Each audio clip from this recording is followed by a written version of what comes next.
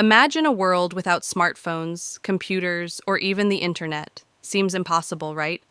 Yet all these marvels stem from a single invention, the transistor.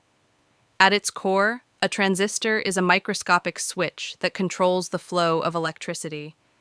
But how does this tiny component wield such immense power?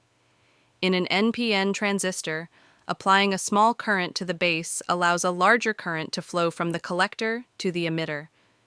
This principle enables transistors to amplify signals, acting as both switches and amplifiers in circuits. Transistors come in two main types, NPN and PNP.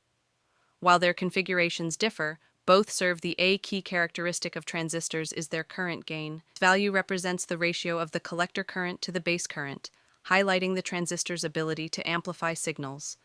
Configuring transistors in specific ways, we can build amplifiers that boost weak signals, essential in audio equipment, radios, and more. From the simplest LED circuits to complex microprocessors, transistors are the building blocks of modern electronics, revolutionizing how we live, work, and communicate. You're watching FireTech Vision.